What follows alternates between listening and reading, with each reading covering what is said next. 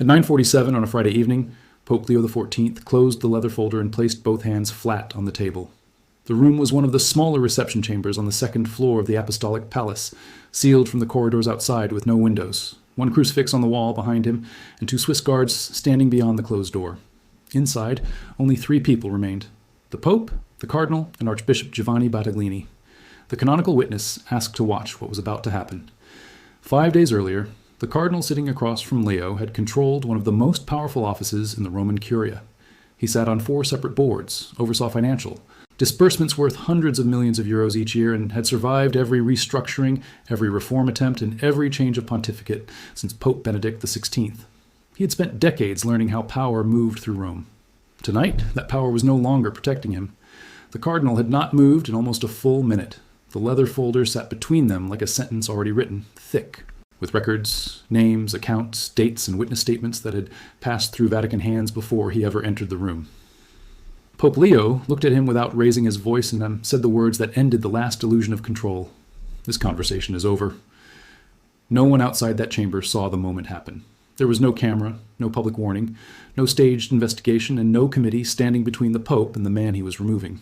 But by Saturday morning, pieces of the confrontation were already leaking through Vatican back channels, and by Monday, Rome understood the scale of what had taken place. A cardinal who had been considered untouchable had been stripped of everything in person. His boards, his financial access, his influence, and his future inside the Vatican had all collapsed inside a room with no windows. The question was no longer whether Pope Leo XIV was willing to confront power. The question was how long he had been watching, what he had found, and who inside the Roman Curia would be next. To understand what happened inside that sealed room, Rome first had to understand who the cardinal had been before Pope Leo XIV closed the folder. He was 73 years old, Italian, and a career Vatican diplomat who had spent more than 3 decades inside the Roman Curia. He was not a sudden scandal figure.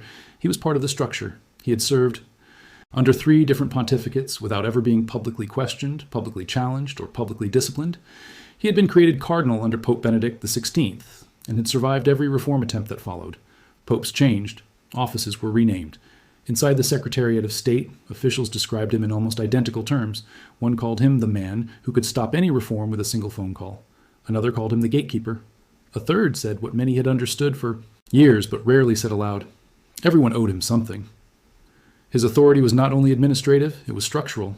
He controlled access points, decided which proposals reached which desks, and sat on oversight committees for charitable funds that operated with minimal external scrutiny. Over the years, he had built a web of relationships and dependencies so dense that opposing him carried professional consequences. People learned which files slowed down, which proposals disappeared, and which appointments never moved forward when his office was crossed. That was how power worked around him, quietly and without fingerprints. For decades, that system made him functionally untouchable. Or at least, that was what he believed. Pope Leo had been watching him since February. The first concrete evidence came in early June. A routine internal audit, part of the quiet accountability system Pope Leo had been building since the first months of his pontificate, flagged unusual patterns inside the disbursement records of a charitable fund linked to the Cardinal's office. On paper, the irregularities did not look dramatic at first. That was what made them dangerous. Payments had been routed through intermediary accounts in ways that obscured their final destination. Donations had arrived from sources that could not be independently verified through standard Vatican channels. Certain amounts did not match the charitable purposes listed beside them, and the explanations attached to those transfers were clean enough to pass quickly unless someone decided to slow down. The auditors were not a large public commission. They were a small team working under the prefecture of the economy. 3 lay people and 1 Monsignor, trained to notice patterns that powerful offices often expected others to ignore. They did not accuse the cardinal immediately. They gathered the numbers, marked the routes, and followed the movement of money through channels that had been designed to look ordinary. When the preliminary findings were ready, the auditors brought them to Archbishop Giovanni Battista Aglini, the Vatican's compliance coordinator. Battaglini did not treat the report as office gossip or administrative noise. He took the data away and began checking it himself, line by line, account by account. For 4 full days, he cross-referenced account numbers, examined disbursement timing, and tracked the intermediary organizations attached to the fund. The longer he worked, the harder the pattern became to explain as confusion or clerical error. By the end of the review, the problem was no longer a suspicious audit flag. It was a map. On Tuesday, June 16th, Battaglini brought the findings directly to Pope Leo XIV.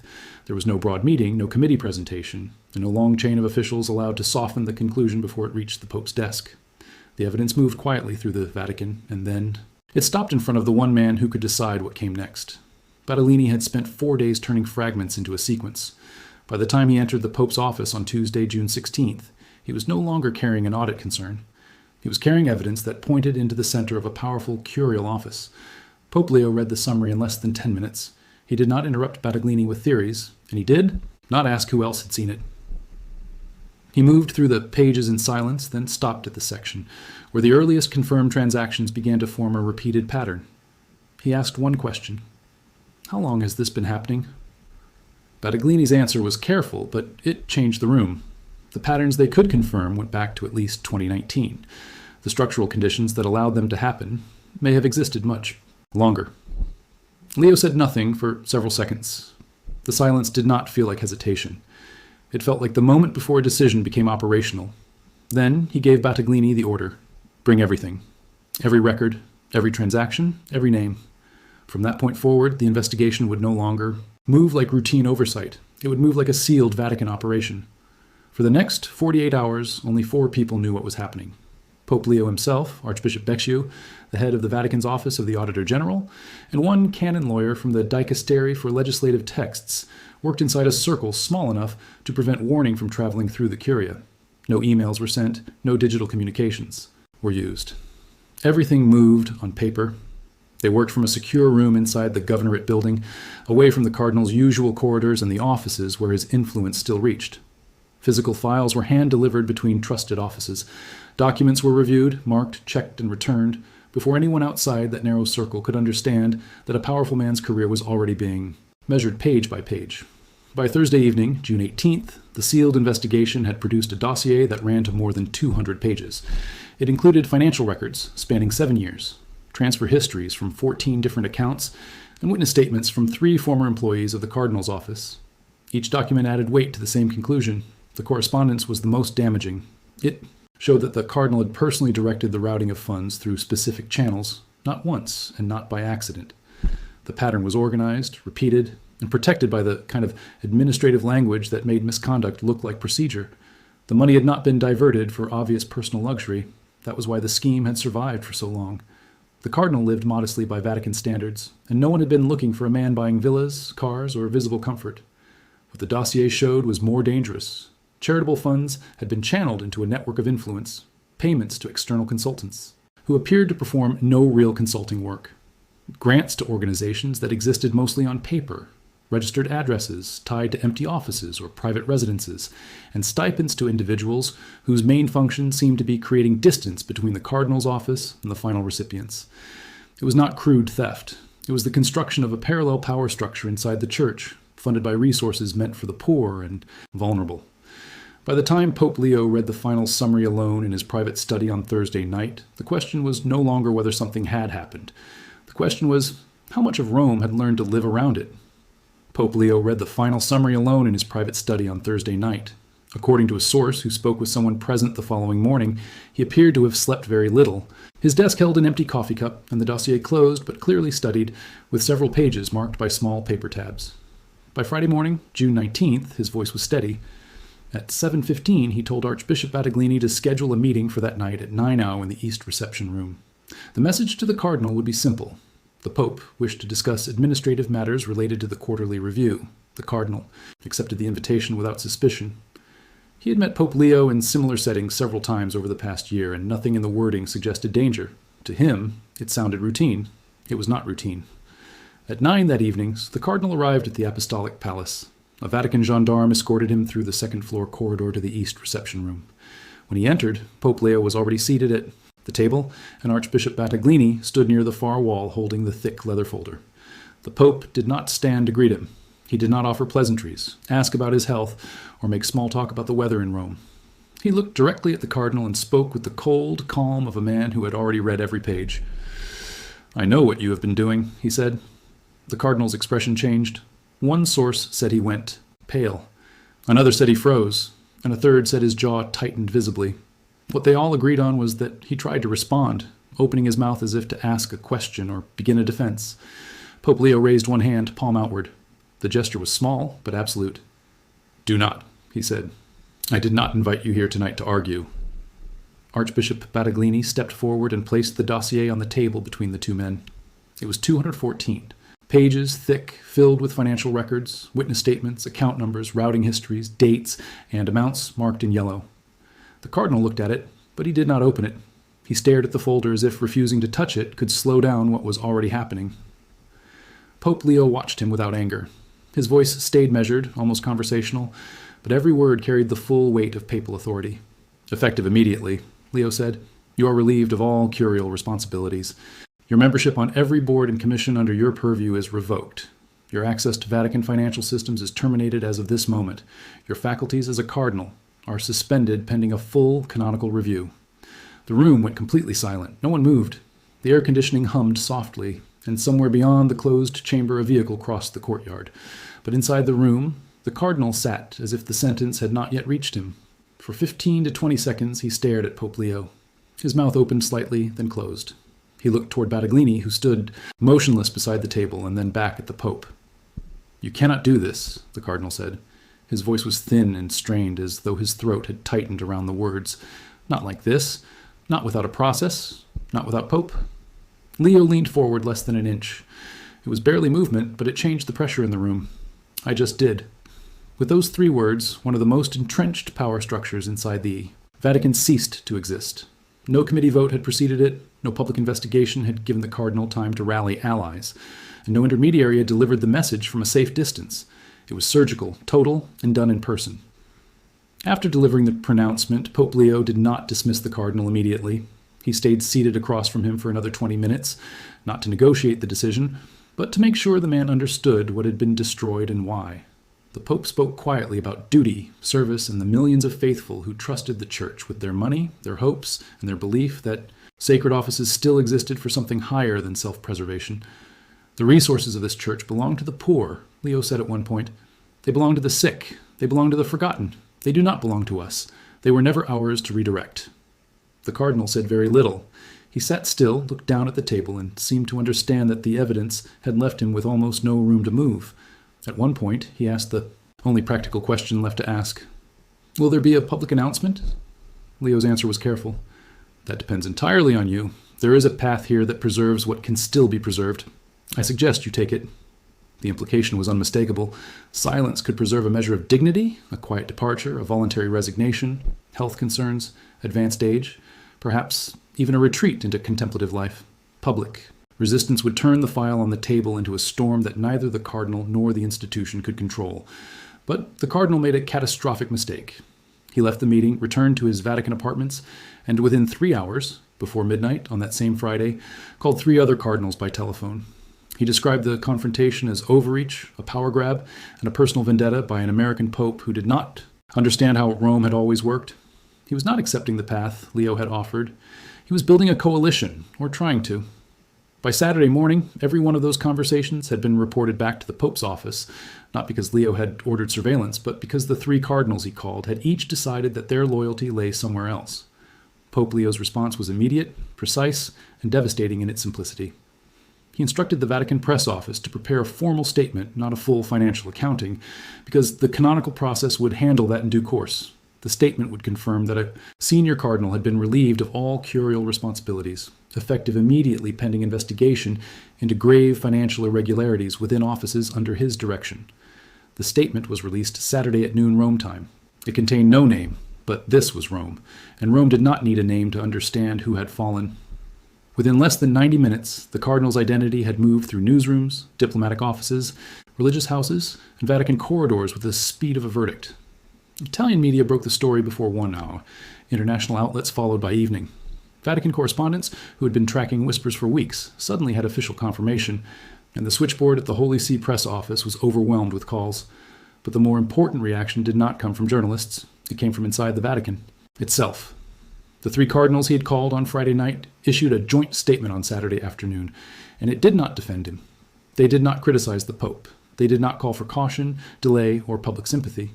They simply said they trusted fully in the Holy Father's judgment and pastoral discernment. and that they were praying for everyone affected by the developments. In Vatican language, that was not support for a colleague. It was abandonment, quiet, diplomatic, carefully worded, and absolute. By Sunday morning, the Cardinal had left Vatican City entirely. He retreated to a private residence outside Rome, reportedly belonging to a family member, while the office he had once controlled was sealed by a Vatican gendarme. The door closed, the files stayed inside, and the machinery that had protected him for decades stopped moving in his direction. His staff, 7 people in total, were reassigned to other departments. His nameplate was removed, his access credentials were deactivated, and his name disappeared from the directory of active curial officials. In less than 60 hours, a career spanning 3 decades had been erased from the functional structure of the Catholic Church. The man who had once controlled access, money, committees, and favors had discovered that his network could not survive the moment the Pope made neutrality impossible. Rome had watched a gatekeeper lose every gate, but Pope Leo was not finished. On Sunday evening, while the media storm was building and the stripped cardinal was retreating from public view, Leo made a call that shifted the crisis beyond one man. He contacted Cardinal Luis Antonio Tagle of Manila. The conversation lasted approximately 40 minutes. Its full substance was not disclosed, but one question from Leo became the center of what followed. If we clean only one room, the Pope reportedly asked, what message does that send about? The rest of the house? Tagle and an heretic heretically. The halt has got it was about the system that had produced him, the structures that had enabled him, and the culture that had allowed financial misdirection to continue beneath the surface of institutional respectability. On Monday morning, Pope Leo convened a full meeting of the Council of Cardinals, the advisory body often referred to inside Rome as the C9. The official agenda concerned ongoing reforms of curial financial oversight. But sources present in the room said Leo opened the session by moving immediately beyond the fallen cardinal. He stood at the head of the table, looked at each cardinal in turn, and made the case bigger than one office. This church will not tolerate parallel structures, he said. Not financial ones, not political ones, not personal ones. Every office that exists within this institution exists to serve. No one answered, because everyone in the room understood that the Pope was no longer describing a scandal.